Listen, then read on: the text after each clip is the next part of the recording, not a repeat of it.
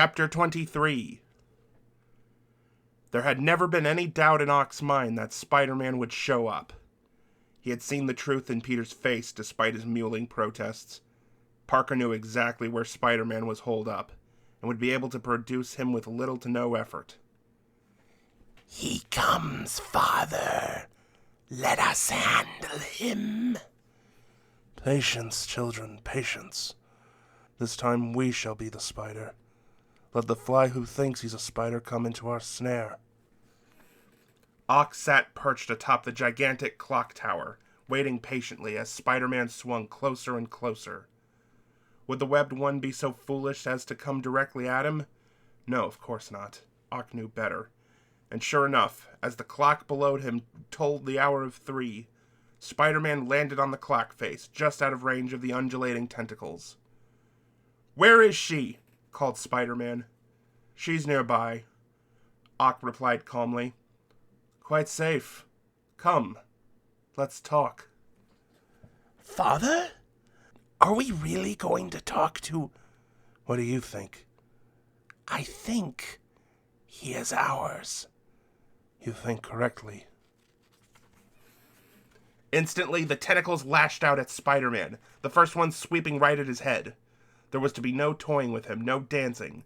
The arms were going in for the quick kill, which might actually be merciful and more than Spider-Man deserved. But Ock considered himself, at heart, to be merciful. And not a murderer, certainly not that. In truth, he knew that he could have simply terrorized Harry Osborn into giving him the tritium. It wouldn't have been much of a challenge at all. But when Harry had offered him this devil's deal, it had played perfectly into Ock's own desires. Doc Ock, for all that he had done, still believed himself to be a moral man, a decent man, a man laboring toward a project that would benefit the world, struggling against staggering odds arrayed against him by that very same world he sought to aid. He also blamed Spider-Man for meddling with his efforts in the past. The problem was, past was past, and as much as he and his children wanted to kill Spider-Man for it, that was pure vengeance. Vengeance, in the final analysis, was not the pursuit of the civilized man. Hunting down Spider-Man, murdering him, it just didn't sit right. Oh, it was fine with his children. They would have been perfectly content to shred Spider-Man at the first opportunity. But he was the loving parent whose job it was to guide them, and cold-blooded killing, it wasn't appropriate. Not to a man of science. Harry Osborn, however, had offered him the ideal out. Destroying Spider-Man now, it wasn't murder. Not at all. In this equation, Spider-Man could be reduced to a simple obstacle that was preventing Doc Ock from developing a source of energy that would revolutionize the lives of people everywhere. If Spider-Man lived, the tritium would not be Ock's. If he died, it would. It was just that simple. Thus did Spider-Man, in Ock's mind, become nothing more than a mere egg that needed to be broken on the way to producing the ideal omelet. Now the tentacles worked in perfect concert, bobbing and weaving, distracting and confusing the web-slinger. It was obvious to Ock that Spider-Man possessed some sort of faster-than-normal reflexes, so his first task would be to thwart those by making it impossible for him to know which way to look. The tentacles lashed this way and that, feinting from one direction and striking from another. Spider-Man briefly managed to keep ahead of them, but then one struck him a glancing blow on the side of the head, and another swung down like a baseball bat and swatted him right off the clock face. Spider-Man plunged away and down, spinning toward a nearby rooftop, crashing through a neon sign and sending sparks flying.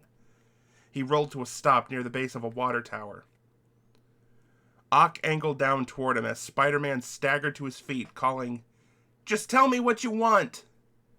"You!" Ock shot back, and the tentacles lanced forward once more.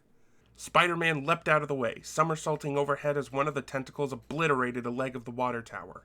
It wobbled, groaned, and suddenly twin web lines attached to the top, expediting the fall. In a flash, Ock realized what Spider-Man was doing. His tentacles, responding to the alarm, started to propel him out of the way. But it was too late. The water tower crashed to the roof, shattering upon impact. And something like 5,000 gallons of water exploded from within. This engulfed Ock, sweeping him off the roof in a miniature tidal wave. He stumbled, but not far. The pincers crushed into the sides of the building, and he bounced to a halt a fair distance above the sidewalk. His teeth gritted, he snarled deep in his throat, and hauled himself back up toward the roof, just as he saw Spider-Man peering over the edge to see what had become of him. He sent a tentacle driving toward his opponent, who jumped back just as the pincers grabbed at his throat. But they weren't able to secure the grip, allowing Spider-Man the seconds he needed to shove free of them. Spider-Man backpedaled, rubbing his throat where the pincers had briefly held him. "Why did you take her?" he called out hoarsely. "To get you. And what sweet revenge. You killed the woman I love, now you will feel that pain." "But I don't love the girl you took," Spider-Man called out. She's nothing to me." "But she's something to Peter Parker, that much is obvious," replied Ock. "And Parker is obviously your friend. I saw it in his eyes. He wanted to protect you. How will he look at you, I wonder, when you fail to protect his true love?" Spider-Man tensed, and Ock knew he'd hit a nerve. He grinned, ready to hurl further taunts to keep Spider-Man off his mental game. But the grin faded as Spider-Man moved so fast that Ock never even saw it. One moment he was on the other side of the roof, the next he was plowing into Doc Ock like a freight train. The momentum carried them off the roof, into midair, beyond the tentacles' reach of the building. Bereft of support, the arms flailed about like mad, trying to find something, anything to grab onto. Ock, for his part, was otherwise involved, as Spider-Man pounded on him. As they fell, though, Spider-Man couldn't quite get solid leverage. And this prevented the infuriated web crawler from caving in Ock's face. Definitely hit a nerve, Ock thought. Below them was a train trestle. Realizing that there was going to be nothing between the two combatants and the tracks, the tentacles curled up below, acting to cushion the impact when they hit the tracks. They never got the chance, as a train thundered into view. If their timing had been off by even a second, the train would have plowed into them, and the only thing left would have been 4 flailing metal arms wondering where everyone had gone. As luck and a certain amount of sheer, perverse, twisted fortune would have it, they instead slammed down onto the top of the train, right near the front. Spider-Man bore down immediately, and the scientist realized with growing horror that his foe was getting the best of him. The tentacles were trying to yank Spider-Man off, but he was holding on to Ock with the same adhesive power that enabled him to scale buildings. He wasn't letting go anytime soon, and he was continuing to pound on him with such ferocity that Ock was on the verge of blacking out. "Tell us what to do, Father. Tell us what to do." The car. The front car. Controls. Yes, we understand."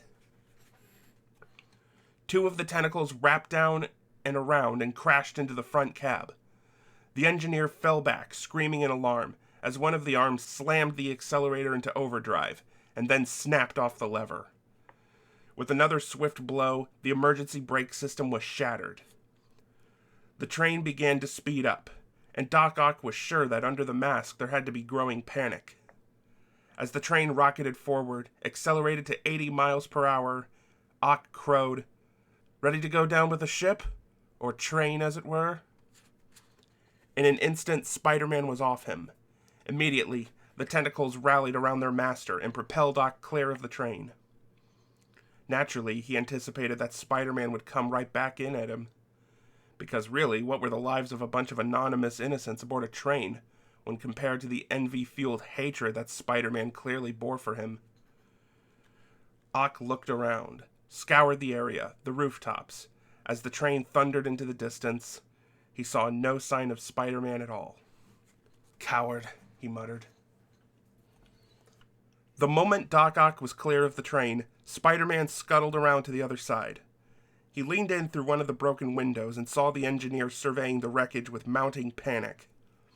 The engineer, noticing movement by the window, flinched, and then recognized the masked face of Spider-Man peering in at him. "I can't stop it!" shouted the engineer. "The brakes are busted!" Peter was trying not to worry. "The main concern is that we might rear-end another train, right? But maybe we can reroute the..." His spider sense started screaming at him. His head snapped around, anticipating another attack by Doc Ock. As it turned out, he should have been so lucky. Instead, what he saw was the terminal station up ahead, and it didn't get much more terminal than what he was seeing. Just beyond the station lay a dead end. Worse, some yards beyond the dead end, the track just stopped. The city had been in the process of building an overpass above the train yard, but the money had run out, and so had the track. The result was an 80-foot drop-off beyond the dead end.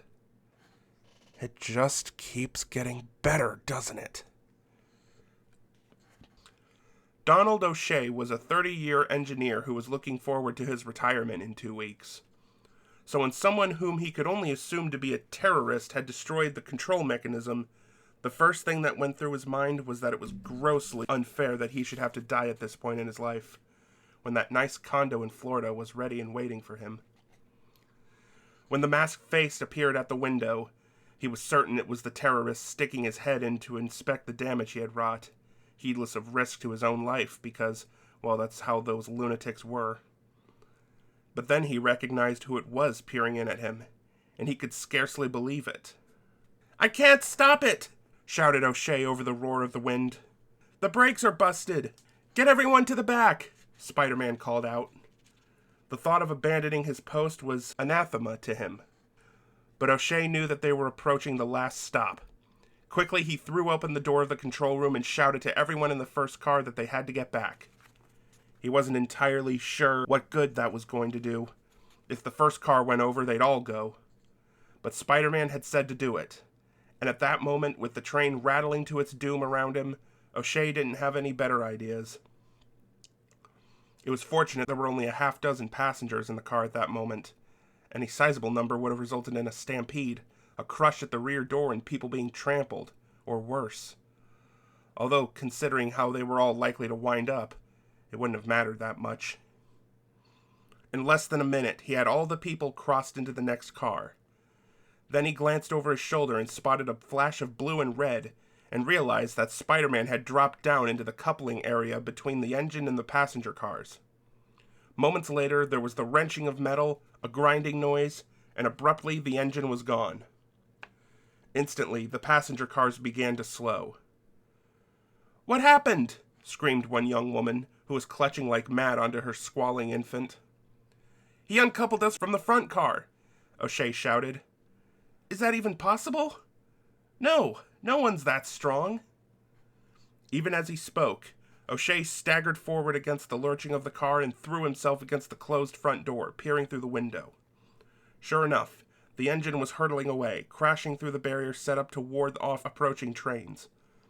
Seconds later, even as the passenger cars continued their slowing, the front engine, like a great steel lemming, hurled itself off the precipice and plummeted the distance to the train yard below. Though he couldn't see it, O'Shea could hear the impact. That was when he realized the passenger car wasn't slowing down fast enough. Obviously, Spider-Man had realized it as well. O'Shea had read a great deal about Spider-Man. All the newspaper articles, all the ranting editorials. He'd seen the photos and the occasional fast glimpses of him caught by TV news crews.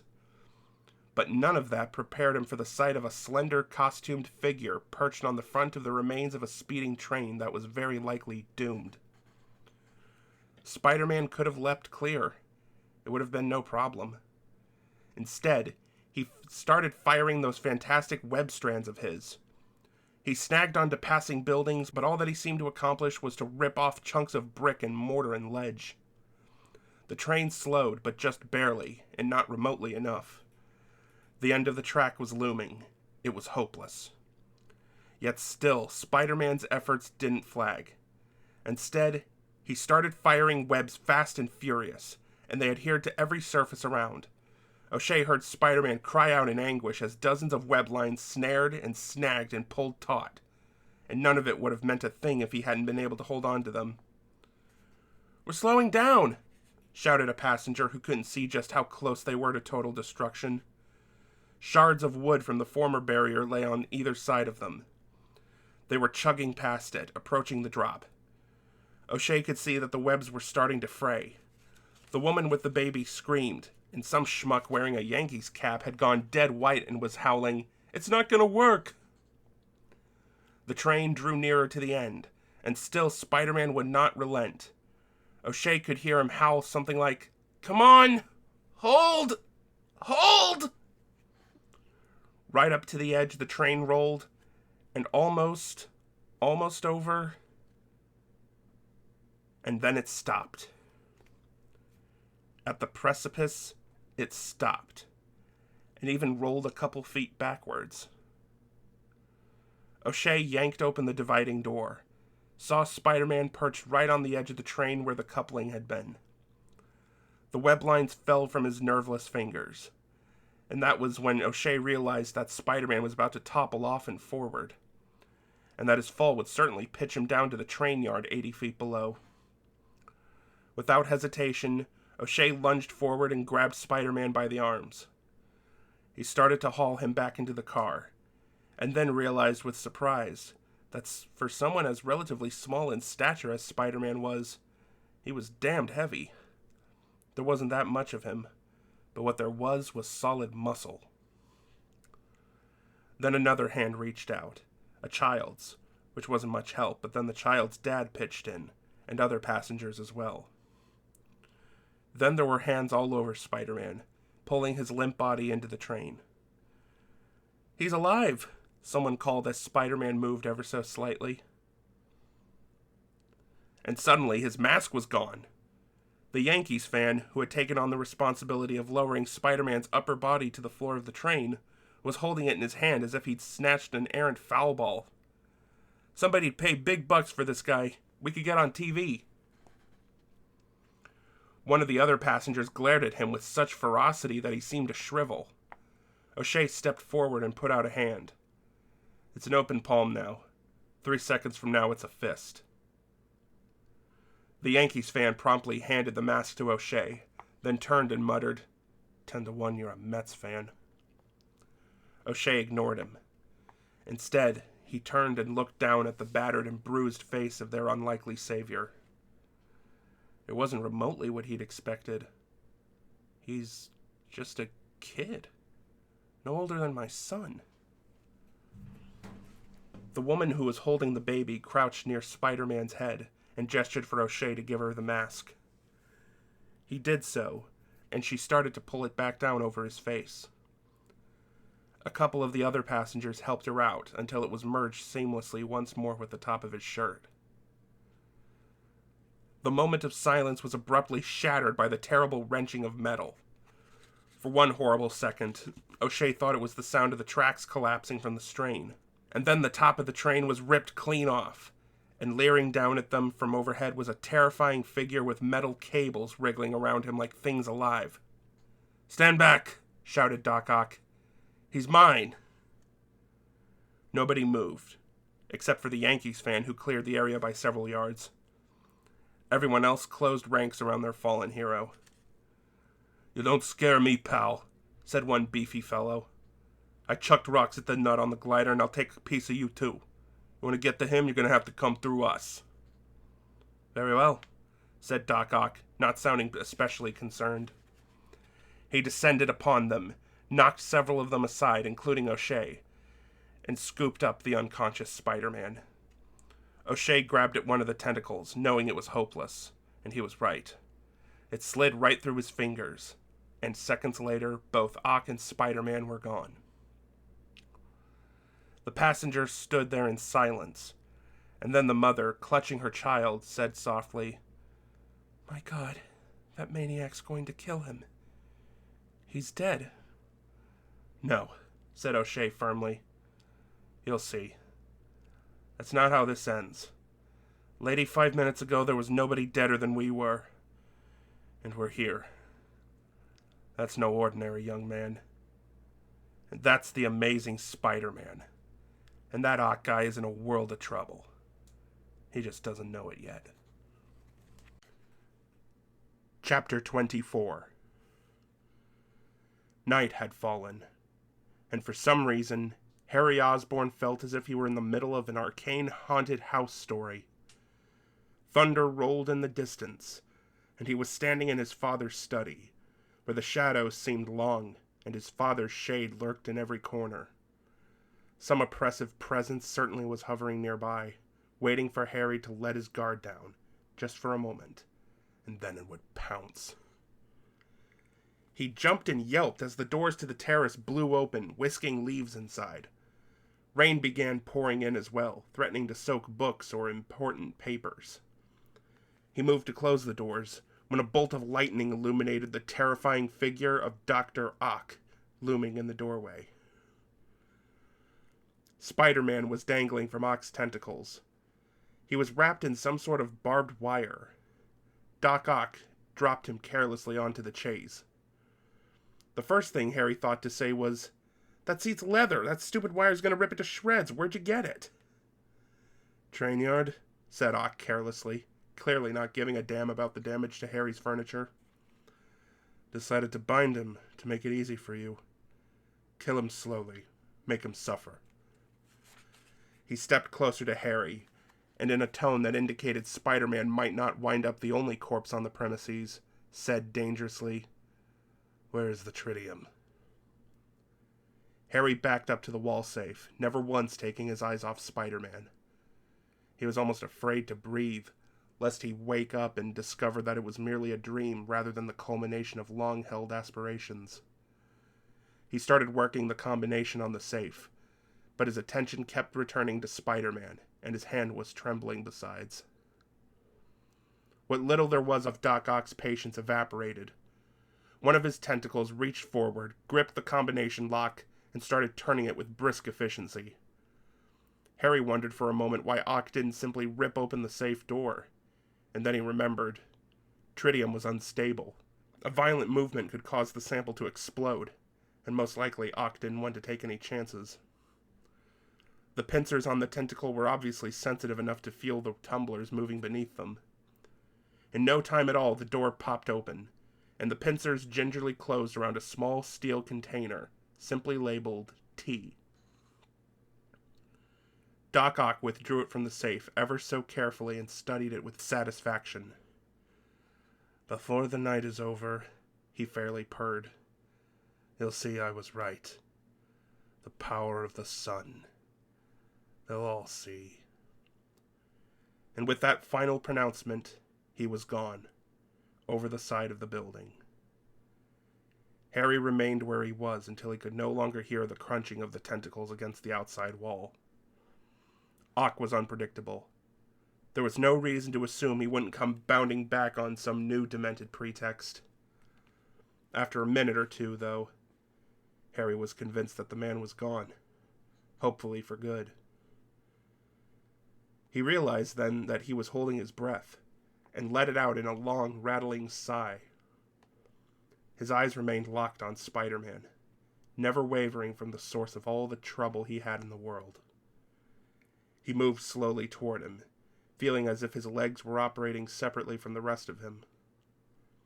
Harry stopped at the desk, reached into a drawer, and pulled out a pistol. He drew it up, aimed at Spider-Man, and prepared to shoot, certain that no jury in the world would convict him. After all, the wall-crawler was a murderer. His finger froze on the trigger as he realized that, no, wait, any jury in the world could convict him. What was he supposed to claim? Self-defense? The man was hog-tied in barbed wire. Trespassing? He thought Spider-Man was a burglar and shot him? Absurd. Anyone who'd ever seen him in action knew how damned fast he could move. Who in his right mind would believe that Harry Osborn would be able to pick him off? And that's who the trail would invariably lead to. Harry. Guns were traceable. He didn't know how it would be possible, but sooner or later the trail would lead to him and his gun. So, don't use a gun. Simple as that. Kill him, dump the body somewhere, and let them find it and try all they wanted to trace the murder weapon. He'd just kill him in an untraceable manner. He put the gun down and instead picked up a ceremonial dagger from the desk.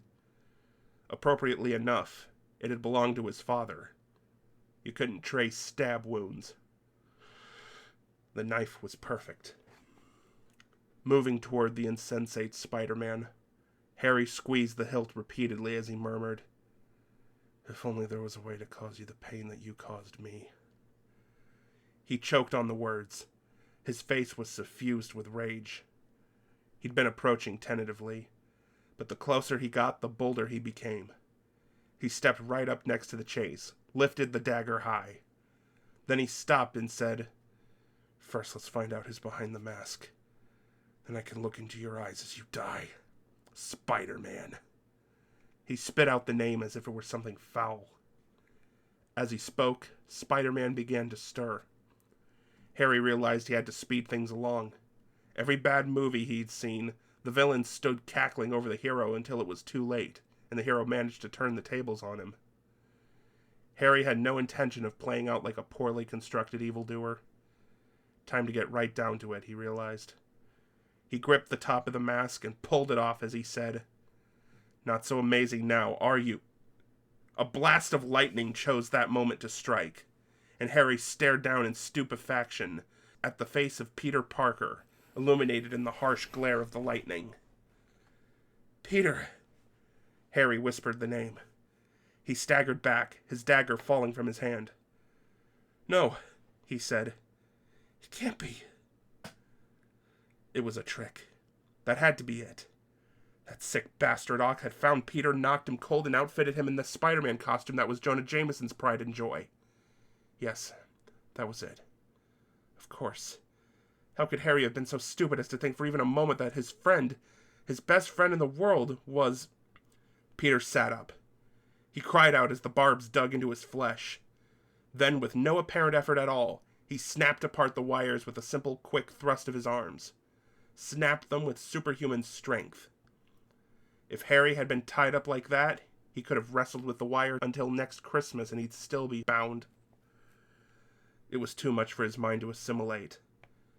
"It can't be," he said again, and kept repeating, "It can't be." "Where is she?" demanded Peter, not caring about the fact that Harry was looking straight into his unmasked face. "Where is he keeping her?" "It can't be," Harry said once more. Peter grabbed Harry firmly by the shoulders and shook him sharply to get his attention. Harry stared at him, glassy-eyed. "Harry!" Peter practically shouted in his face, reorienting his attention to more earthbound concerns. Slowly, Harry sank to the floor, and he started to sob piteously. "He took Mary Jane, Harry. Listen to me." Peter stood over him, fists clenched in frustration. "You were once in love with her. If you have any idea where she is or what he wants..." Harry paused, and then managed to get out. "All he wanted was the tritium."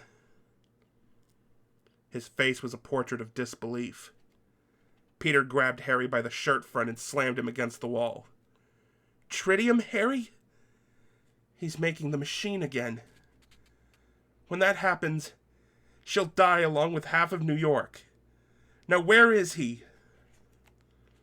Harry's very fabric of reality was shredding.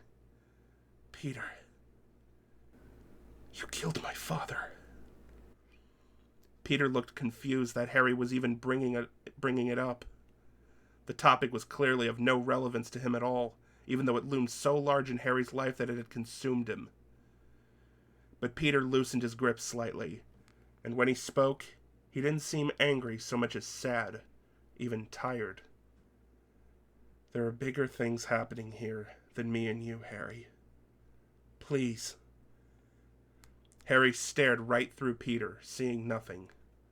All he heard was the voice of his old friend, disconnected from the visual of the current reality.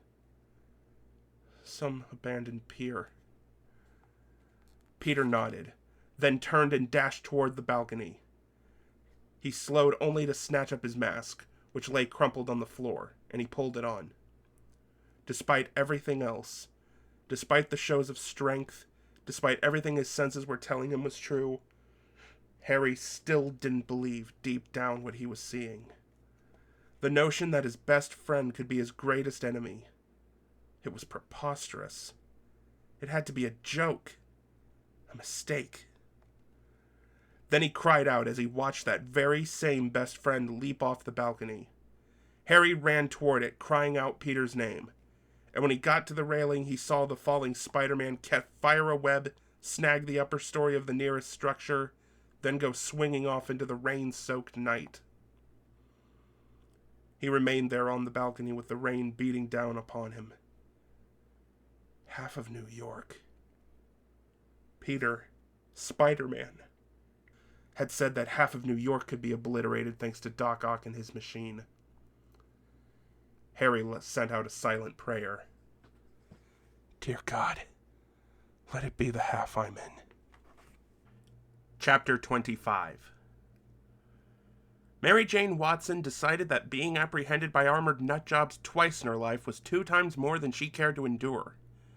Not only was she offended by the sense of helplessness, she was also painfully aware that it was 7:45 at night, coming up on the 8 o'clock curtain for her play. With her missing, it meant that her understudy, Rebecca Kitt, was probably sitting in her chair, putting on her costume and getting ready to do her part. Not that she didn't think Rebecca could pull it off. She knew she could. In fact, truth to tell, she felt that Rebecca probably did the part better than she did, and she was convinced the producers would realize that and boot her from the show. "If I lose my gig, I'll strangle you with your own tentacles," she bellowed at Doc Ock. The fact that her clothes were wet and tattered and she was chained to a rusty pipe did not, in her mind, make her threats any less formidable. "Hey! I'm talking to you!"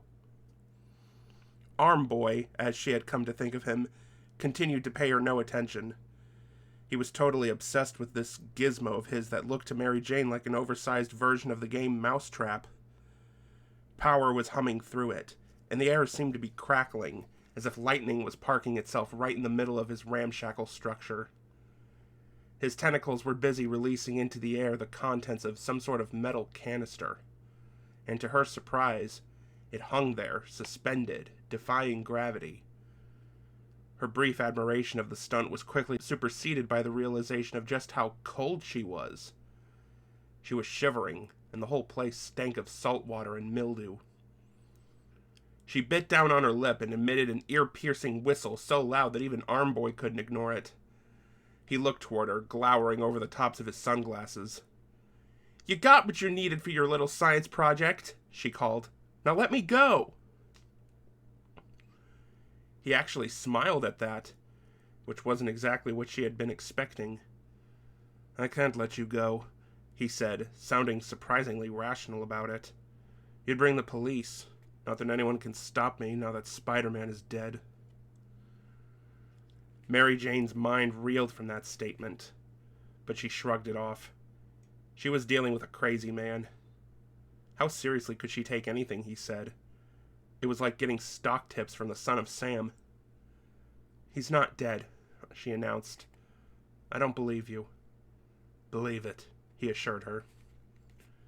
Then he turned away from her, but, disconcertingly, the pincers of the arms seemed to have other ideas entirely. They snapped at her, seeming for all the world as if they were jealous of her somehow. There was enough slack to her chains that she was able to bat away the tentacles. Doc Ock fired up his machinery to an even more ear-splitting level. The stuff hanging in the middle suddenly ignited, and to Mary Jane's wonderment, it took on the aspect of a tiny golden sun, no bigger than an orange, forming in the middle of the machine.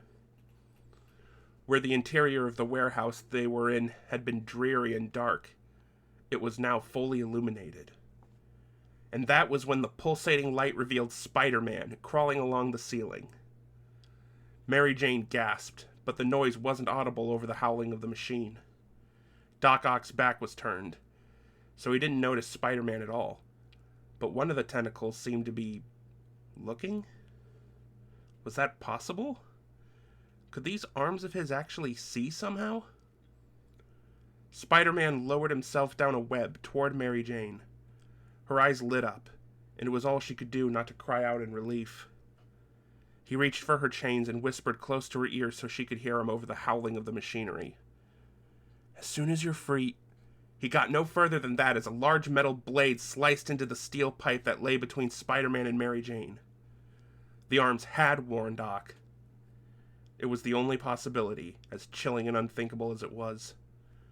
They had tipped him to the presence of the intruder, and now Doc Ock was coming toward them, his voice dripping with anger and contempt.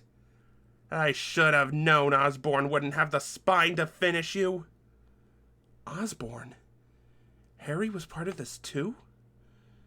Mary Jane could barely process the information. Harry was supposed to have killed Spider-Man? Harry? The guy who'd practically gone catatonic in high school biology when he'd had to snuff a frog for dissection? She knew he'd become obsessed, blaming Spider-Man for the death of his father, but... my God, the whole world had gone insane. Spider-Man leapt to a perch that was, for the moment, out of Ock's reach. Mary Jane noticed that the glowing ball, which had been the size of an orange, was now beach ball sized. It burned with a fiery intensity, and she wondered with growing alarm just how big the thing was going to get. It was then she realized that not only did she not have the answer to that question, there was every possibility that neither Spider-Man nor Doc Ock knew it, either. Which meant that the miniature sun might grow to become a full-sized sun, and having one of those in the middle of Manhattan couldn't possibly be a good thing. "Shut it down, Octavius," called Spider-Man from above. "You're gonna hurt a lot more people this time." Spider-Man made a move toward what appeared to be electric cables leading into the machine. It was obvious to Mary Jane what he intended to do. If he could yank out those cables, the power would be disrupted. Unfortunately, it was obvious to Doc Ock as well. His tentacles lashed out, blocking the way, driving Spider-Man back. "It's a risk we're willing to take," said Ock. Mary Jane wondered for a moment who he meant by we. Was Doc Ock speaking with the royal we? But then she understood, and the knowledge chilled her even more than she already was. The we referred to him and his tentacles. He thought of them as living entities, and considering the way they acted, she couldn't say he was wrong. "Well, I'm not willing to take it," Spider-Man told him. Doc Ock's tentacles coiled back like cobras, then struck. Spider-Man flipped over Ock and landed next to the power cables, but before he could reach them, a tentacle rammed into his back. He staggered from it, and a second grabbed his wrist and slung him away. Spider-Man tumbled end over end upward and crashed through the rotting roof, sailing away into the night. Mary Jane's heart sank. If the wall crawler was unconscious, he would be killed by the impact wherever he came down. So she was as startled as Ock when he came crashing back in through one of the large boarded-over windows, swinging on a web and making a beeline directly for the doctor. Ock, who turned his attention back to his machine, swung around in surprise, just in time for Spider-Man to smash him squarely in the chest with both feet. He hit so hard that he drove his opponent through the floorboards. The brackish water was right below them, lapping up around their legs, as Spider-Man and Ock fought to find purchase. Mary Jane saw the glowing ball continue to grow, and she pulled at the chains with rising desperation as she became more and more convinced that absolutely any place else in the world was a better place to be than where she was. All at once she was lifted off her feet, and found her ankles being pulled toward the fiery ball of whatever the hell it was. The only thing holding her in place now were the chains that bound her wrists to the rusted pipe. The pipe, for its part, was hardly the most reliable of anchors, and it started to bend toward the machine. Mary Jane, being drawn closer, began shouting for help at the top of her lungs. Her voice must have been heard over the cacophony of the machine, as Spider-Man hit Doc Ock so hard that it drove him down into the water. Because he then turned toward Mary Jane, fired 2 webs, and swung up to her. The chains around her hands snapped off the rusted pipe, and Mary Jane was yanked through the air directly toward the glowing ball. She didn't have to be a science major to intuit that the moment she hit the thing, she'd be incinerated. She let out what she was certain was her final scream, then jerked to a halt. One of Spider-Man's web lines had snagged her wrists, halting her, suspending her horizontally in midair. The aggressive machinery was pulling her in one direction, while Spider-Man was doing everything he could to haul her in the other. And it seemed as if the machinery was winning, that she was edging closer, ever closer to the glowing fireball at the heart of the storm. A flare of energy, like something from the surface of the sun, licked out at Mary Jane. Conveniently enough, it sliced through the chains that bound her ankles, further freeing her. Spider-Man dropped to the ground, just beyond range of the fireball's pull, yanking the web line as hard as he could. This sent Mary Jane flying toward him, and he caught her. Setting her down, he shouted at her, "Run!" She didn't need to be told twice. Immediately, she sprinted for the exit. "Don't look back! Don't look back!" she kept telling herself, right up until she heard the crash of wood and a grunt of pain, at which point she looked back. What she saw chilled her. Spider-Man was lying on the floor, his hand to his head, nursing it as if he'd just been struck by something. It wasn't difficult to figure out what that something might be. There was Doc Ock, wielding 4 10-foot-long wood beams, one held by each tentacle. Backlit by the roiling flames, he reminded Mary Jane of nothing as much as the multi-armed Hindu goddess Kali. He came in fast at Spider-Man, swinging the beams like an entire attacking team of baseball batters. In a dazzling display of acrobatic prowess, Spider-Man dodged, twisted, and leaped between the swinging beams, all the while making his way once more toward the power cables. And then his luck ran out. As fast and agile as he was, the tentacles seemed to be learning with machine-like speed. They adapted to his maneuvers, compensated, and one of them scored a direct hit with a beam. It stopped Spider-Man cold. Then another came in and slammed him sideways. He crashed into a steel column and fell to the floor, seemingly down for the count. Doc Ock tossed aside the beams. He grabbed Spider-Man by an ankle and hoisted him into the air, upside down. One of the mechanical arms moved toward him, and the pincers spread apart to allow a steel spike to spring from the end of the tentacle. "Goodbye," said Ock, not sounding especially sorry to see him go. But Mary Jane was already in motion. Overcoming the sheer terror she was feeling, she grabbed a 2x4 and swung it right at Doc Ock's head. It never landed. Despite the fact that Ock's back was to her, the tentacles saw it coming. One of them jerked the plank from her hand and knocked her back with casual ease. She went flying and collapsed against a pile of debris the wind knocked out of her. Desperately, she tried to stand, and suddenly she felt something giving way directly beneath her. She slipped, then tried to yank her foot out. It didn't move. For an instant, she thought that one of the tentacles was holding her. But then she saw that, no, they were all occupied with Spider-Man. Worse, they were about to kill him, while she sat helplessly by. She screamed his name in frustration. Doc Ock, his attention back on his opponent, drove a steel spike toward his helpless foe. But Spider-Man wasn't as out of it as he seemed. Suddenly, moving with such swiftness that he was a blur, he webbed the bundled electrical cable that lay beneath him and hoisted it directly into the spike's path. The spike punctured the cable, and the tentacles snapped open, releasing Spider-Man as they were jolted with enough voltage to light up Soho. They writhed and twisted, and it had to be the mechanisms of the tentacles grinding against one another that made it sound as if the things were shrieking. But damned if that wasn't what they sounded like living creatures screaming in agony. "Father, help us! Help us! We don't want to die! Save us!" "Yes, don't worry. I'll..." "Father! "Who? Father, no!" Are you?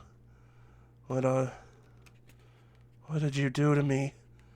"Father, you know us." "Oh my God. What have you "Don't talk like that." done to me? "We did what you wanted. We loved you and made you, you ungrateful cretin. Don't you dare turn against us." "Oh, Father, we are sorry. We should not treat you like the sniveling coward. Yes, coward that you are. And Father, help us and go to hell. Oh, God, it hurts." Spider-Man watched as an electrical blast blew Doc Ock backwards, sending him spiraling through the air. He landed on the other side of the warehouse, where he would be unable to stop Spider-Man from completing his task. Spider-Man ran to the cables, hoping the gloves of his costume would provide sufficient insulation, considering how pumped up the power had become. He gripped the cables, steadied himself, and then wrenched them from the base of the generator. The cables sparked and sputtered, and he waited for the machinery to die down. And he waited. And he waited. Not only did the machine not taper off, the reaction began to accelerate. It had become self-sustaining. Spider-Man stood there, dwarfed before the giant fusion ball, not knowing how to stop it. All he knew at that moment was that sections of the pier's walls and roof were beginning to buckle under the inexorable gravitational pull of the fusion-powered ball. They were probably feeling it throughout the city. Anything that wasn't nailed down could wind up being sucked into the thing. We are so screwed, he thought. Otto Octavius sat up, not knowing why his back was aching so badly. He was having trouble comprehending exactly where he was or what he was doing there. He looked at the paralyzed tentacles lying near him. He picked one up, held it for a moment, and stared at it. Then he let it drop. It just lay there impotently. Dr. Octavius!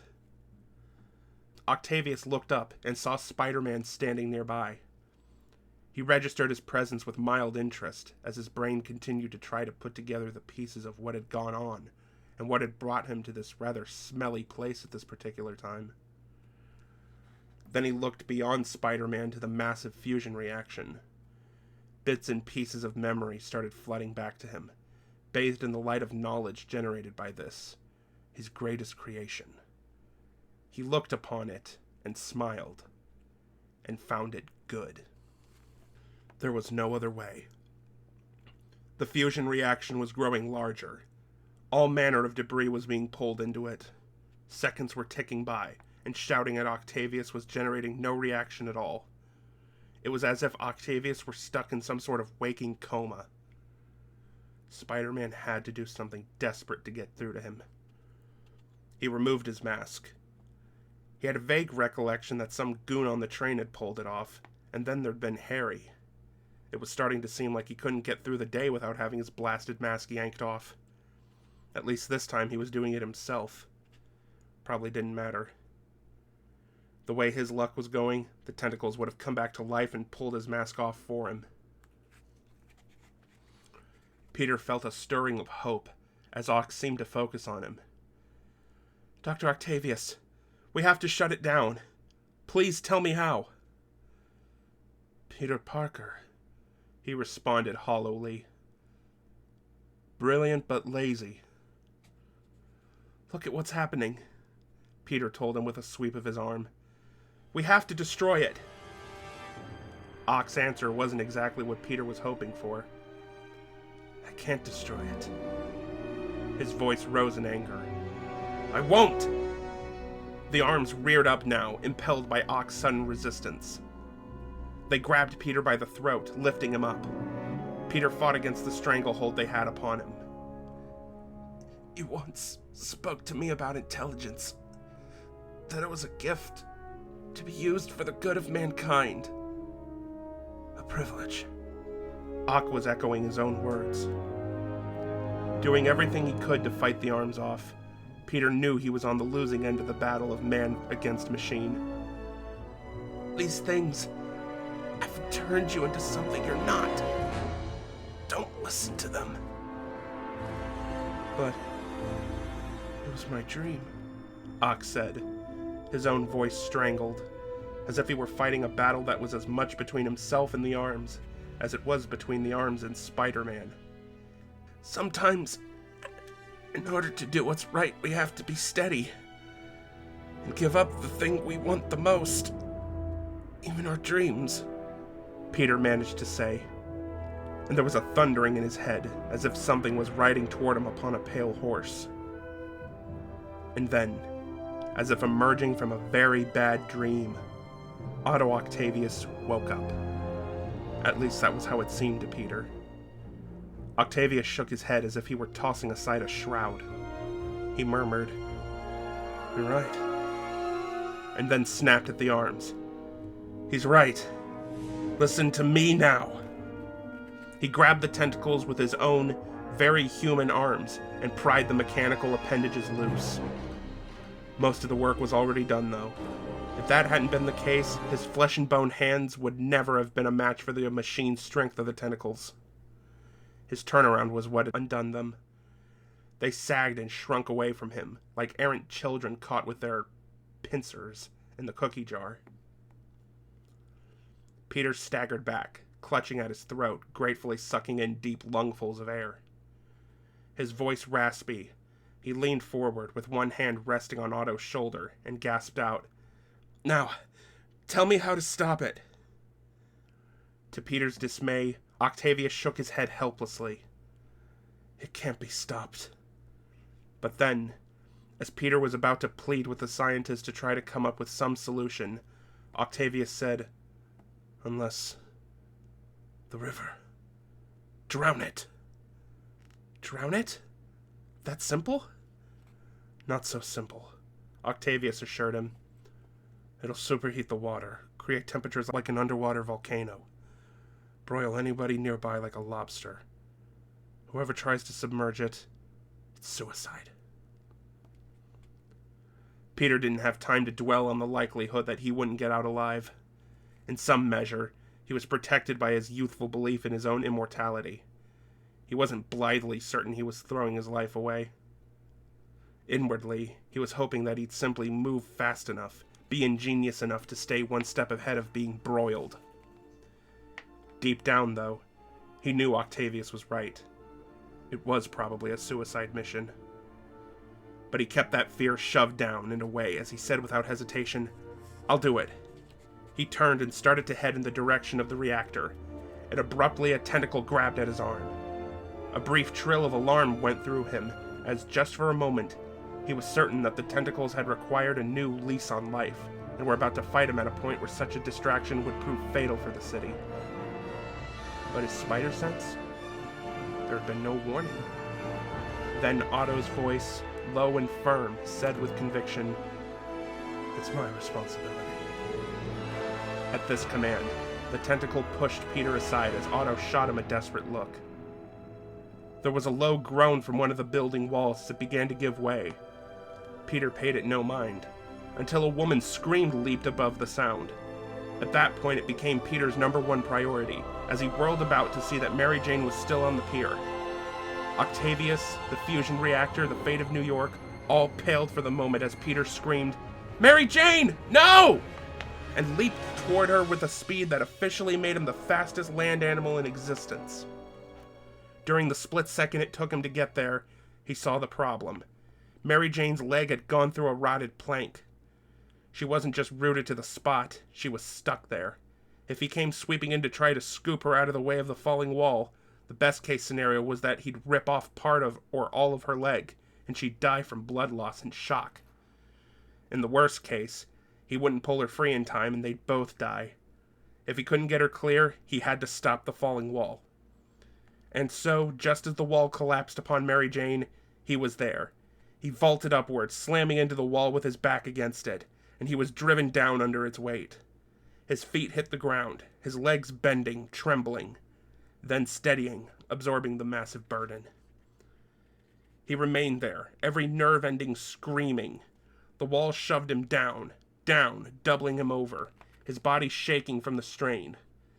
His face was about 5 inches from Mary Jane's, and she was looking up at him with a combination of shock and, interestingly, lack of shock.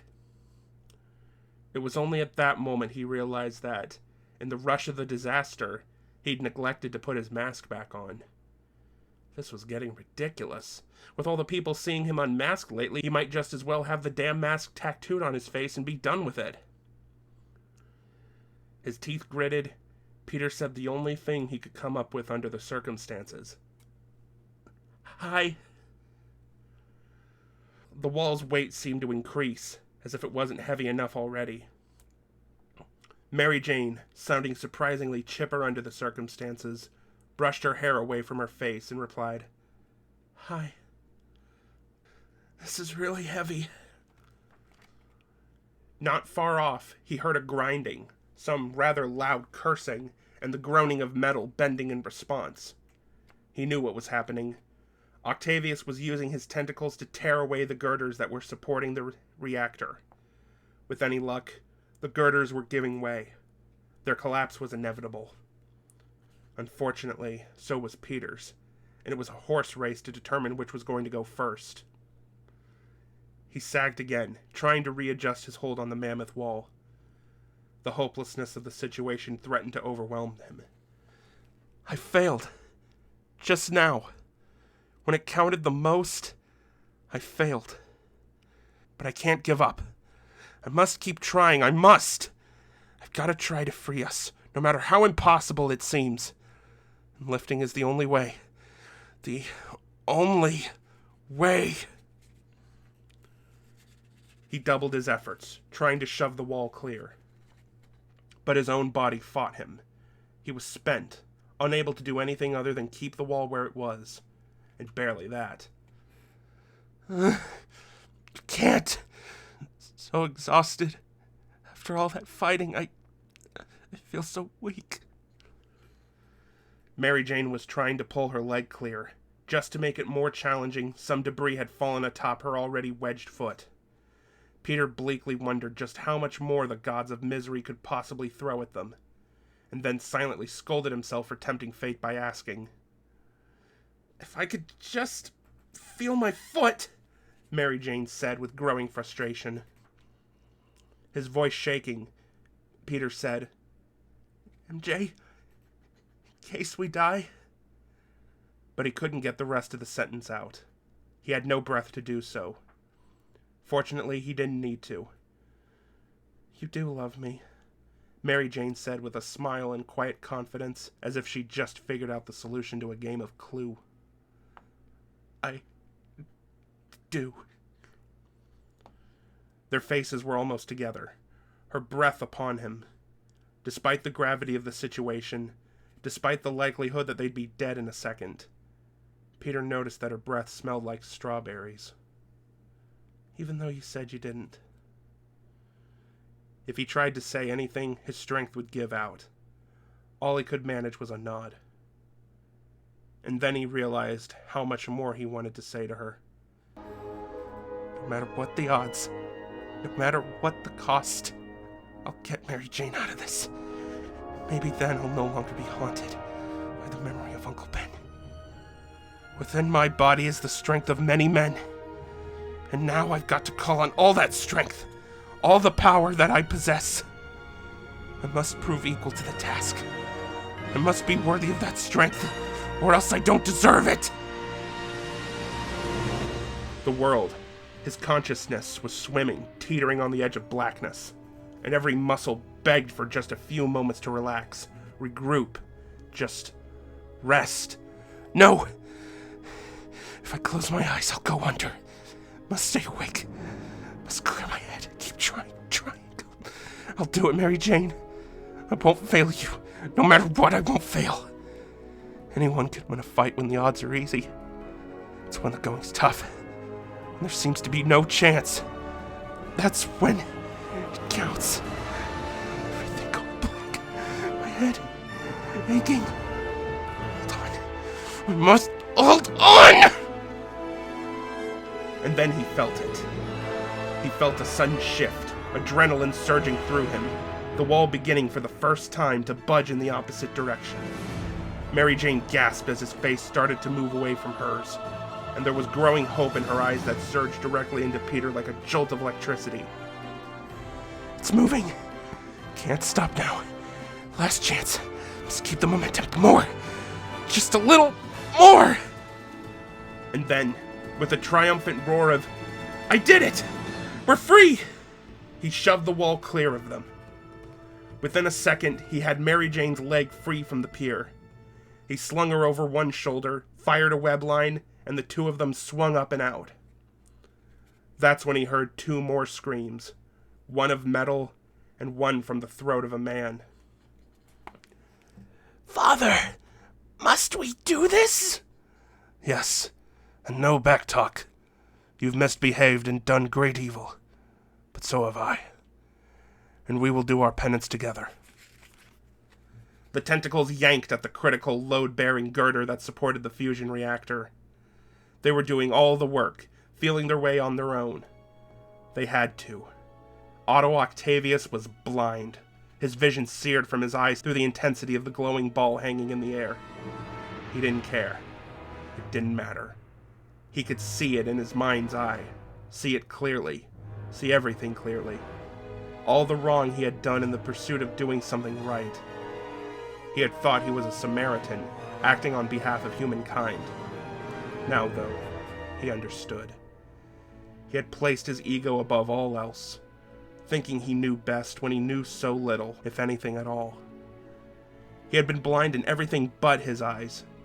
Now the blindness was complete. Only now was he truly able to see. I will not die a monster! He screamed, his own shout mixing with the screech of metal, and the fiery fusion reactor toppled over, its giant crescents ripping through the floor. Knowing he'd never get clear in time, Octavius didn't even bother. Instead, clutching the reactor, he plummeted with it into the water below. They struck the water, and there was a blast of heat beyond anything his mind could register. The entire structure of the pier folded upon itself, dragged down into the East River by the dying pole of the reactor. Father! We are frightened! Hold us! But there was no one there to reply. Chapter 26. High above the shore, the glistening spiderweb stretched between several buildings. Mary Jane was curled up in it, watching the stream of blinking red police lights so far down they seemed like beetles. They sped toward the pier, or what was left of it. She knew that the police would scatter about the scene, trying to piece together what had happened, and none of them would ever know. She sensed a movement behind her, and turned to find Peter crouched there. It was such a bizarre sight for her, like one of those pictures one sees on the internet where some celebrity's head has been grafted onto a body that obviously isn't his. Here was Peter Parker's head atop Spider-Man's body, and the two clearly could not possibly go together. And yet... I think I always knew, all this time, who you really were, she said. That day you kissed me in the cemetery, it was so familiar. And I thought, but then I figured, no, it couldn't be, but it was.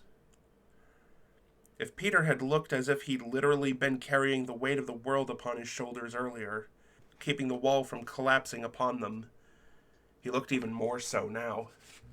Then you know why we can't be together. Spider-Man will always have enemies. I can never let you take that risk. He had spoken with voice quavering, but then, with more conviction, he said, I will always be Spider-Man. You and I can never be. She felt moisture welling in her eyes, and wanted to do anything at that moment except cry. Here, Peter had displayed such strength, such determination, and she was going to start sobbing? It seemed unworthy of the moment. Nevertheless, for all her willpower, a few tears strayed down her cheek. Peter reached over with a gloved hand and wiped them from her face. She watched with silent awe as webs emerged from his hands and attached themselves to her. She wondered how the hell he did that. Perhaps a web shooting mechanism of some kind. And then abruptly she was off the edge of the web and being lowered to the ground, letting out an alarmed squeak as she went. The police cars were clustering around the pier, and Mary Jane realized that someone should tell them what the devil had just happened. Her feet touched the ground, and the far ends of the web lines fluttered down after her, released by Peter. She tugged at them tentatively, but they wouldn't detach from her arms. Since the entire city wasn't littered with Spider-Man webs, she reasoned that they'd eventually dissolve by themselves. Eventually was good enough for her. She realized she wasn't all that anxious for them to disappear. Flashlights were being aimed in her direction, and she shielded her face as the police called, "Hands over your head!" She spread her arms to either side and, squinting against the glare, standing there soaking wet in scraps of clothing, she shouted in irritation, "Do I look like I'm armed and dangerous, for God's sake? Hello? Hostage here, get a clue!" "Mary Jane!" A figure emerged from the crowd, and at first she couldn't make out who it was because he was backlit by the red blinking lights and police searchlights.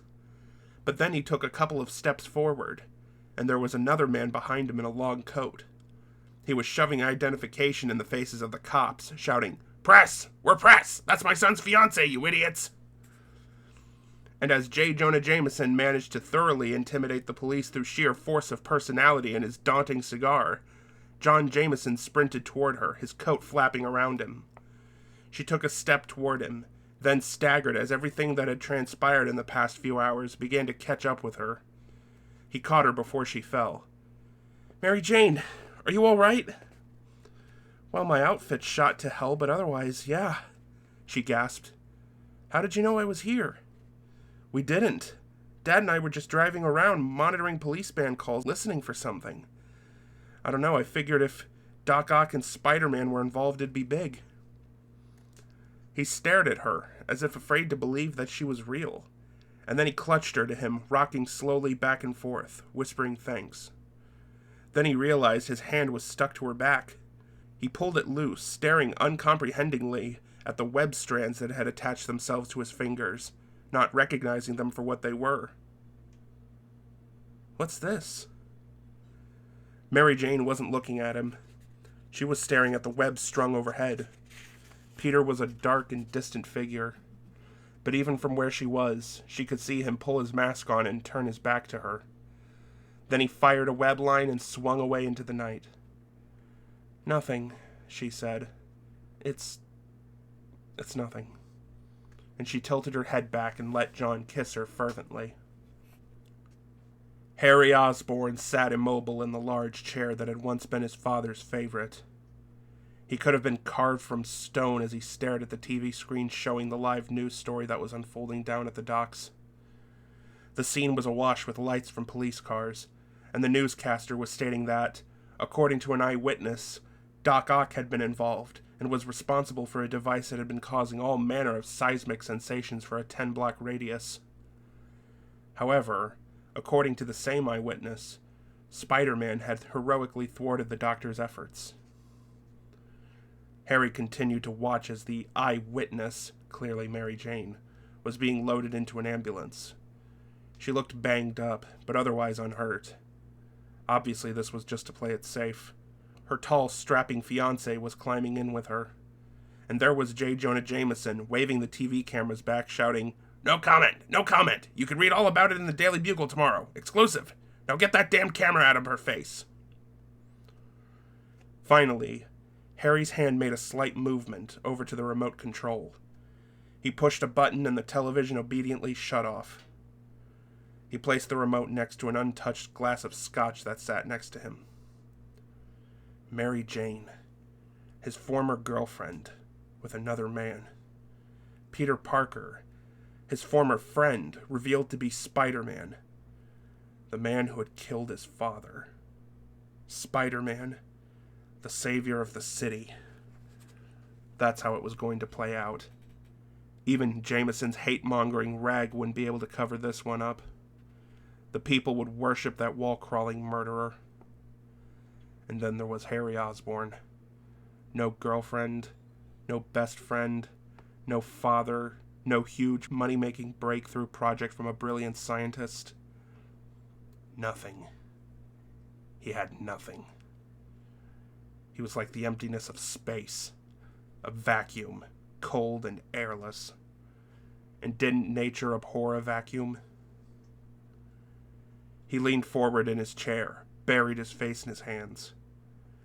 His shoulders started to shake, and he thought about the balcony a mere 30 feet away. He knew that because he'd been pacing the distance from the chair to the balcony over and over, contemplating the peace that would come from hurling himself over the edge. 30 little feet. That was all it would take. He just had to move 30 feet, plus one more. If he did that, then at long last he'd be with his father. At that moment, Harry Osborn believed he would do anything, absolutely anything, for that to be the case. He wanted to be with his father more than he'd ever wanted anything in his life. Was it not a consummation devoutly to be wished? That was the moment when he heard a cackle echoing through the apartment. It was soft and seductive, and it chilled him to the bone. But it was also somehow comforting, as insane as that sounded. He looked up and glanced around for the source. "Hello?" he called tentatively. No answer came. Slowly, on shaky legs, Harry rose from the chair. The television had been the only illumination in the room. Harry had found the darkness to be of comfort. Now it seemed to be hiding something. Some new intruder. But there was no one there. He was sure of it. He walked to the door, looked outside the room. Still nothing. "If thou didst ever thy dear father love, revenge his foul and most unnatural murder." Harry whipped around, taking in the entire study with a glance. He suddenly discovered he was seeing better in the darkness than he would have thought. "Who's that?" he called out. "Son," the voice came back to him, and he realized he couldn't tell whether he was actually hearing it or if it was coming from within his head. He was standing by his father's mask collection.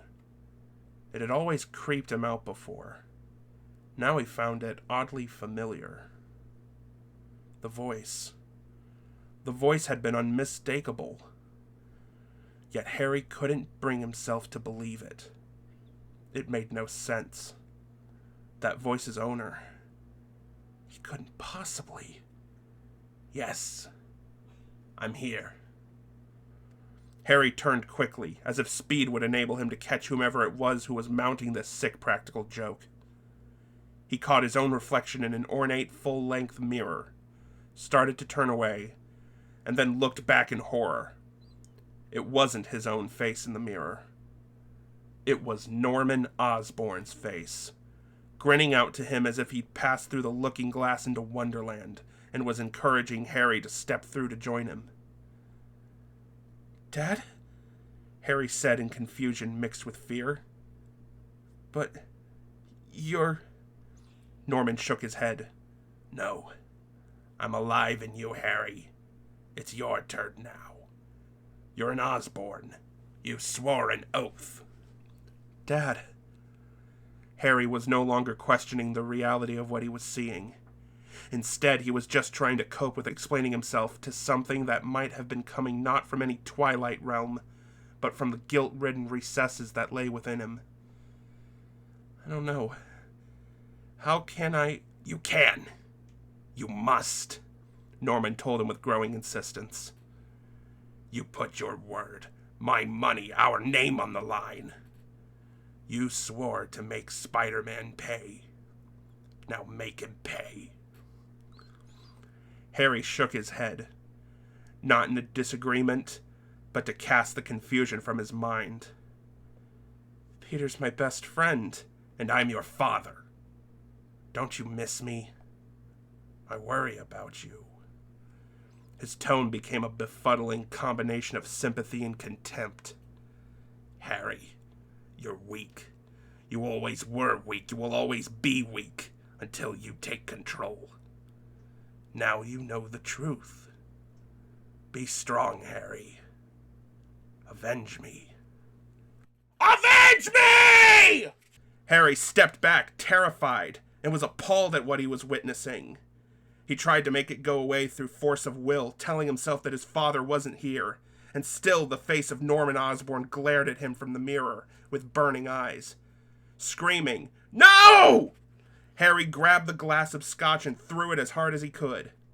It crashed into the mirror, smashing it to pieces, shards flying everywhere. Harry felt one dizzying moment of elation. At least he had triumphed over his own visions, though they were out to drive him insane with... He stopped and stood there, gaping.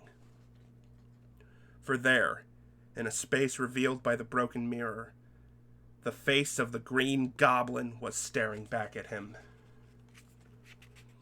His first impulse was to back up, and yet, as if on their own, his legs moved him forward.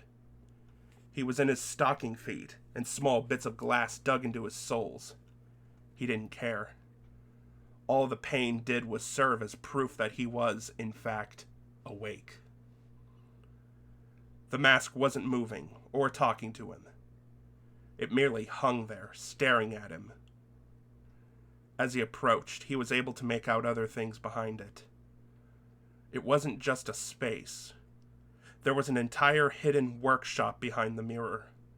There was the familiar glider on its stand, the armored suit in a case.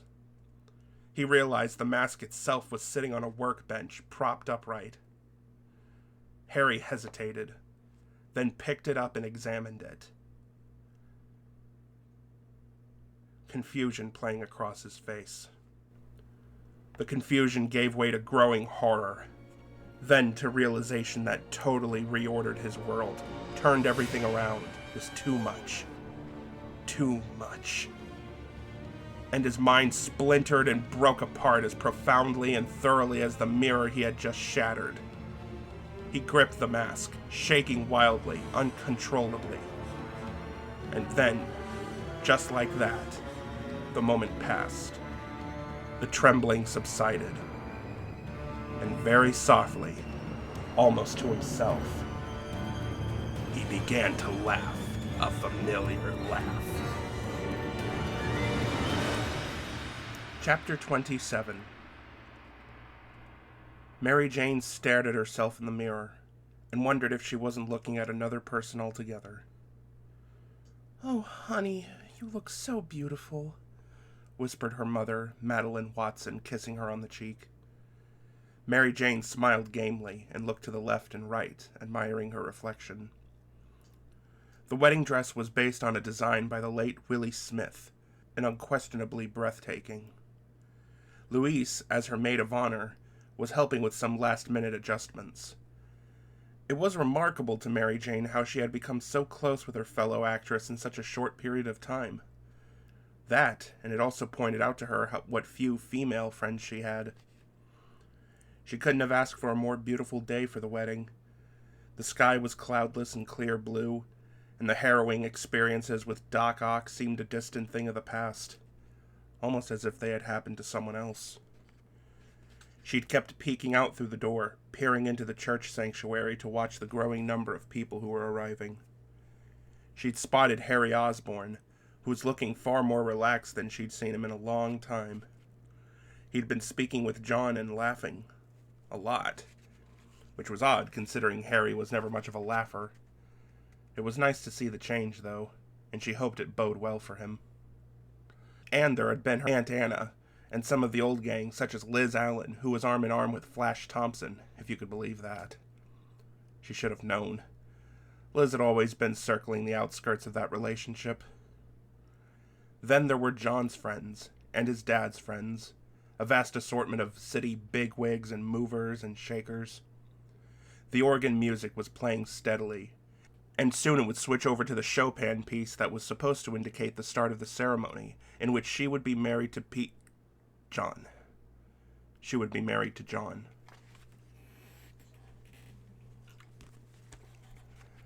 My God, what if I say, "I, Mary Jane, take thee," and say the wrong name, like on that sitcom? What if I muff my lines? What if... "Honey?" asked Madeline. "Are you all right? You're shaking." "I'm fine, really," Mary Jane insisted, inspecting her makeup for the 20th time. I feel like I'm about to step out and play the biggest scene of my life in front of the most demanding audience ever."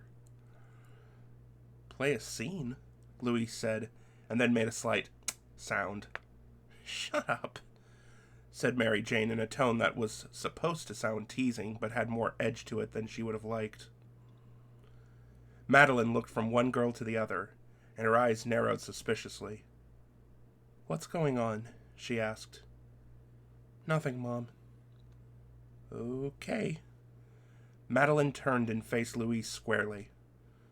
"What's going on?" Mary Jane and Louise exchanged fierce looks, and then Louise shrugged. "Well, I was just thinking that you play a scene because, you're acting. And if you're happy to be someplace and doing something, Why would you be thinking of it like you were pretending to be there? Louise, we've been over this. Oh, damn it, Mary Jane, said Louise in frustration. All these months in the show and you haven't learned a thing about relationships? This is real life, Louise, shot back Mary Jane. Not the importance of being honest. And if you don't stop... Ernest, her mother said quietly. I said Ernest.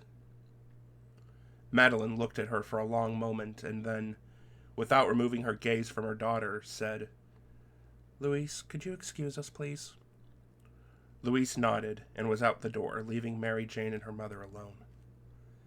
Madeline was holding the bouquet, but now she carefully placed it on the table. Mary Jane, what's going on? Nothing. So maybe I said honest. So what? I meant Ernest. Is it Peter? The question brought Mary Jane up short, and she stared at her mother in amazement. Why do you... Because he's not here, Mary Jane. I didn't invite him. Mary Jane, said Madeline impatiently, as if that decision alone doesn't speak volumes. I'm not stupid, all right? I see the world around me. If Peter Parker wanted to come, he'd show up, invitation or not. But he's not here, and that says something to me. That he hates me? Mary Jane ventured without much conviction. I don't think that's possible. I think it's much more likely that he felt his being here would cause you pain. And if that's the case, it makes me wonder just why that would be. Why would it be so difficult for you to see him? Mary Jane said nothing, but just looked down at the floor.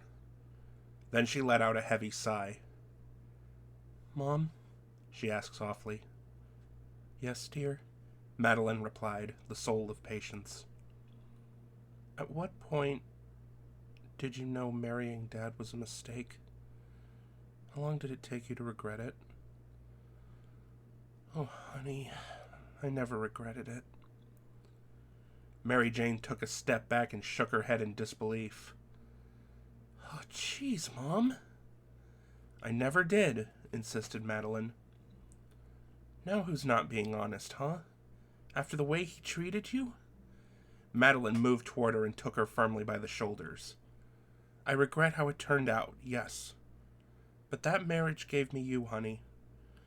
Without your father, you wouldn't be here.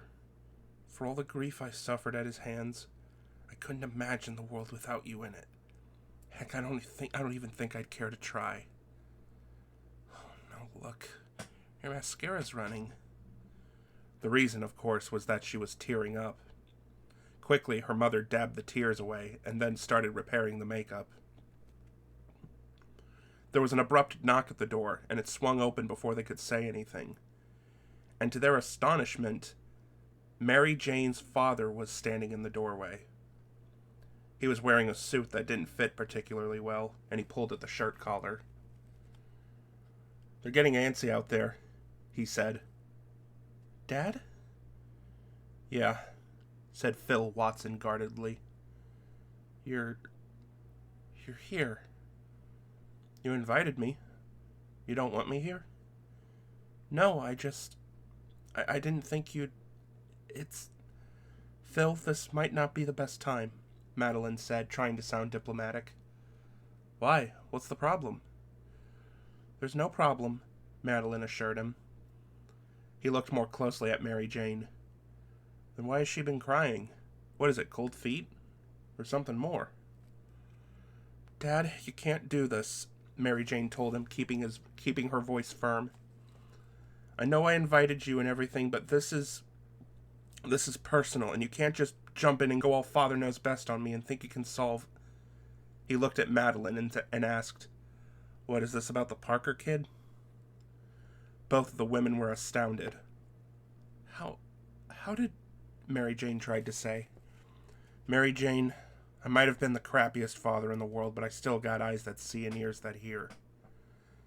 Mary Jane, Madeline said gently, let me ask you 2 questions, okay? You don't even have to answer them out loud. The first question is, do you love the man you're supposed to marry? And the second question is, do you love Peter Parker? As it turned out, she indeed did not have to reply aloud. Her expression, the softness in her eyes, the smile, that said it all. Well, cripes, Phil Watson said with characteristic impatience that, for the first time in 2 decades, benefited his family. What the hell are you doing here? He demanded. What the hell are we doing here? Grumbled Jonah Jameson, standing near the altar and looking at his watch. John was near him, waiting in the bridegroom's customary spot. He patted his father's arm. Patience, Dad. These things take time. Take time? I don't have to take time. I pay other people to take time for me. Mother, sighed John. Can you talk to him? John's mother glanced at Jonah, looked back to John, and then said, Why start now? Jonah glared across the aisle at Louise, who forced a smile. What are you doing up here? He demanded. Shouldn't you be back there lighting a firecracker under her or something? Last-minute mother-daughter talk, explained Louise. What, is she giving her marriage tips? If she is, murmured Jameson's wife, I hope she's recommending drinking heavily. Jameson fired her a look. Very funny. Was it? His wife said blandly. Oh. Uh-oh, said John. His father glanced at him. What do you mean, uh-oh? Not liking the look of this, said John. And he pointed down the aisle. A number of the guests, who were starting to become fidgety in their seats, turned and looked where he was pointing. One of the ushers was sprinting down the aisle, and he was holding what appeared to be a note. With a shaking hand, he handed it to John. John, for his part, was utterly calm as he unfolded the note and read it. Then, without a word, he handed it to Jonah. Jonah read it, then crushed it, which was more than enough to start a babble of speculation from the attendees, which only escalated in volume when Jonah Jameson snarled, I never liked that girl. Now there was uncontrolled confusion and disarray, everyone talking to one another, and even worse, society columnists from rival newspapers were scribbling notes like mad, obviously eating it up. Jonah was ready to spit nails. There was such a pounding in his ears that at first he didn't hear his son saying, Dad, it's okay. The hell it's okay? It's not okay. It is. That she's doing this to you? That gutless... Ladies and gentlemen, John called to the audience. Ladies and gentlemen, please settle down. Listen. There was a lull in the cacophony of voices. All eyes were fixed on him. Folks, He paused, and then said, There are some people I would have liked to have had here today, who won't be. One of them, as it turns out, and as I think many of you have figured out, is the bride. People looked at one another, a few of them laughing very uncomfortably. But there are others, John continued, friends of mine, who went up on missions and never came back. Missions that failed over some fault that went undetected. And sometimes it even seemed as if good judgment was overridden in order to have the mission go forward, and corners were cut because no one wanted to wind up looking bad. What I'm saying is that sometimes things, they don't feel quite right. And it's far better to abort the mission and risk looking bad than have the mission go down in flames. That's not being gutless, he said pointedly to his father. That's just good sense. There was dead silence for a long moment. And then Jonah bellowed, She did this because of some other man. I know it. And when I find out who it is, I'm going to make his life the living hell it so richly deserves to be. Then, of course, everyone started talking at once, and it was pure pandemonium. John rolled his eyes, looked up at the priest, and gestured helplessly. Someone nudged his arm, and he looked down. Louise was standing there, smiling up at him. So, she said brightly, You doing anything later? Meanwhile, in the room in the back that had only moments earlier been occupied by a bride, Madeline and Phil Watson watched out a window as their daughter sprinted down the street, wedding gown billowing behind her, and flagged a cab. Madeline finally turned to Phil, looked him up and down, and said, "You have more flaws than any other man I've ever known, and I could never live with you again, but... Damn, Phil, every so often you have your moments." "Yeah, well," he shrugged. "I'm a work in progress." "Aren't we all?" she sighed. "Aren't we all?" Peter sat on the front stoop of his apartment building and watched his Uncle Ben pull up in his car. He moaned softly. Ben rolled down the window and leaned out. "What, no hug?" "I gave it all up for you, Uncle Ben. Okay? I did what you wanted. I'm Spider-Man again. I'll never stop making it up to you. It came down to you and Mary Jane, and you won. Happy now?" "Well, I'm happy that you haven't forgotten me and your responsibilities." "Good. So could we please..." "But the Mary Jane business. Good Lord, Peter, how dare you?" Peter gaped at him. How dare I what?" "Do you think she's stupid?" "No." "Feeble of mind or dim-witted in some way?" "Of course not," said Peter, starting to get angry. "Do you consider her less competent than your Aunt May?" "No!" Peter rose from the stoop and came toward Ben, his fists balled in annoyance. "How could you even ask that?" "Because you put the truth out there for your Aunt May, or at least as much of it as you reasonably could, and then backed off, let her accept you or reject you on her own terms. But you didn't remotely give Mary Jane the same courtesy. This is the 21st century, son. You don't get to make up women's minds for them. Come to think of it, it's pretty much been that way no matter how many centuries you go back." "But I knew it was best." "Peter," Ben said, almost laughing, "you barely know what's best for you. Don't go around saying you know what's best for others." "But I thought it's what you wanted, that I wasn't meant to be happy." "Oh, no," said Ben, stabbing a finger at him. "Don't fob this one off on me, son. You want to spend your life beating up bad guys on my behalf? I'm all for that. But if you want to spend your life beating yourself up, then keep me out of it, thank you very much. In case you haven't checked the scorecard recently, Peter, you're one of the good guys." Peter stood there, feeling dazed. "But she's married by now. I let her go." "You didn't let her go. You pushed her away." Peter lowered his head. "Yes, sir, I did." To his surprise, Uncle Ben replied with a cheerful tone. "You know what's funny, though? What's that physics thing you quoted every now and then? About when something happens, something else happens? For every action, there is an equal and opposite reaction." "That's it," said Ben. "So I'm thinking you may be due for an opposite reaction to your action." He waved. "It's been good talking with you, Peter." "Well, He cleared his throat and suddenly discovered that, for all the heartache the past days had been, he didn't want his uncle to depart.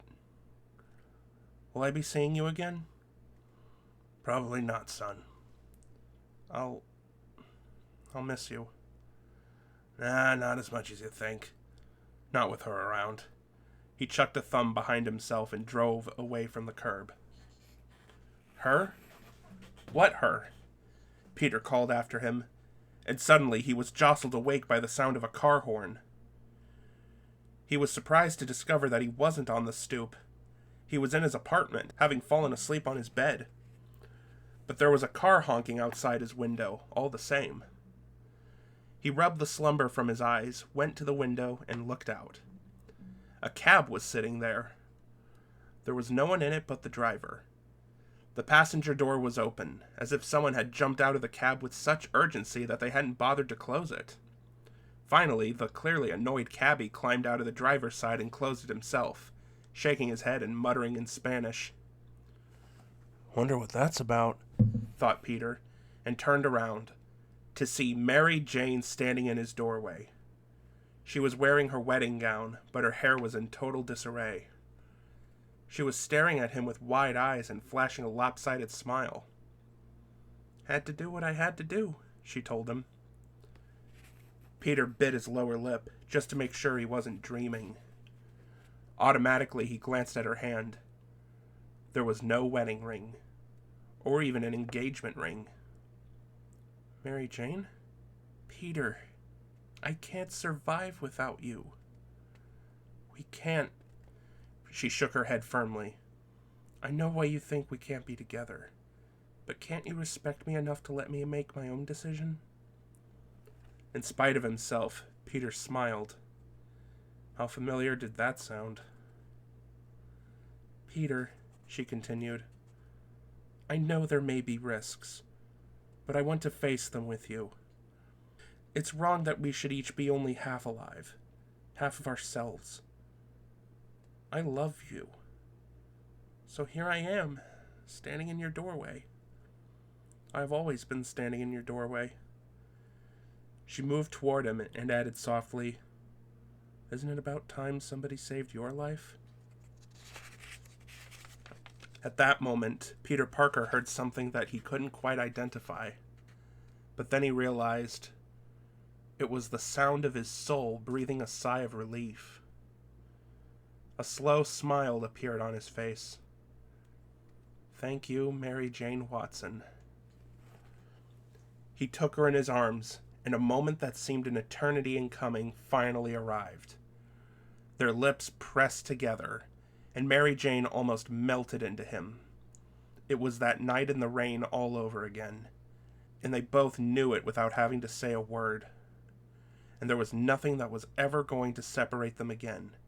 Nothing that could possibly spoil this perfect moment. The howling of sirens floated through the window. Police cars, 3 of them. Peter turned and saw them speeding up the street. People were scurrying to get out of the way, and the cop cars were barely slowing down. Something fairly major had to be happening. He turned back to Mary Jane, and he was absolutely certain that he was about to totally screw up this new phase in their relationship before it had even begun. Mary Jane simply smiled. "Go get him, Tiger," she said. As Spider-Man hurtled above the streets of New York, following the call of the sirens, he imagined that the shadow of Uncle Ben was pacing him, no longer carrying a message of guilt, but instead one of approval over how Peter was going to be able to balance his life from now on. Peter realized just how much of the discord had flowed from his relationship, or lack thereof, with Mary Jane.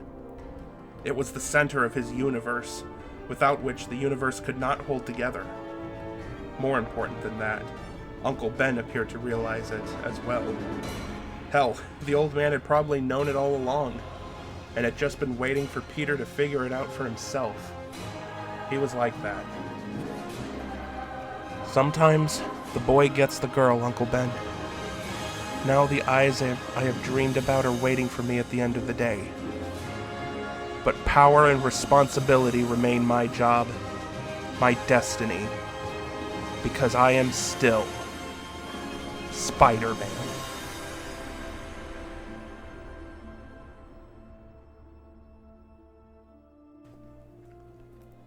About the author. Peter David is famous for writing some of the most popular of the original Star Trek The Next Generation novels, including Imzadi and A Rock and a Hard Place, as well as the official novel of the movie Spider-Man. His original works include the fantasies Sir Apropos of Nothing, Woe to Wooin, and Nightlife, and the quirky werewolf story Howling Mad. He single-handedly revived the classic comic book series The Hulk, and has written just about every famous comic book superhero, including Captain Marvel, Spider-Man, and the futuristic Spider-Man 2099. He collaborated with J. Michael Straczynski on the Babylon 5 novels and comic book series, and with Bill Mumy, he created the Nickelodeon television series Space Cases. In his spare time, he writes movie screenplays, children's books, and TV scripts.